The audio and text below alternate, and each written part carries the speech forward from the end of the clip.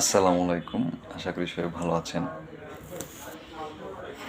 কয়েকদিন যাবৎ কিছু বিষয় লক্ষ্য করতেছি যে অনেকেই, আমি কোনো দলের পক্ষে বা বিপক্ষে বলবো না, কিন্তু দীর্ঘদিন একটা দল ক্ষমতায় থাকলে তার কিছু পক্ষে এবং বিপক্ষে অনেক লোক থাকবে, প্লাস কিছু সুবিধা অসুবিধা বা ভালো মন্দ থাকবেই।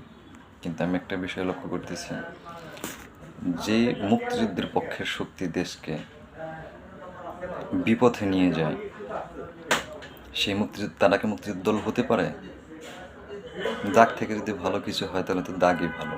তো সেক্ষেত্রে রাজাকাররা যে দেশটাকে দ্বিতীয়বার স্বাধীন করলো, আর মুক্তিযোদ্ধারা কী করলো? একমাত্র রূপপুর পারমাণবিক বিদ্যুৎ কেন্দ্র থেকেই প্রায় ৫৮,০০০ কোটি টাকা মেরে দিয়েছে। আজকে বাংলাদেশ আজকে প্রথম আলোতে একটা সংবাদ দেখলাম যে দেশি বিদেশি ঋণের যে চিত্র, তাতে ১৮ লাখ কোটি টাকা ঋণ রেখে গিয়েছে আওয়ামী লীগ সরকার। তাহলে তারপরেও যদি কোনো আওয়ামী লীগের জন্য কোনো লোকের প্রাণ কান্দে, তাহলে তারা কি দেশকে ভালোবাসে, না তারা এদেশের জনগণ বলে আখ্যায়িত হবে? আমি অন্য কোনো কিছু বলে এটাকে আসলে বিভাজন করতে চাই না। আমি যদি কিছু বলি, যেরকম ঋণ টোটাল ৩৮,৩৬,০০০ কোটি টাকা, ১৫ বছরে ঋণ বেড়ে ৬.৫ গুণ, তা ৩টা বাজেটের সমান।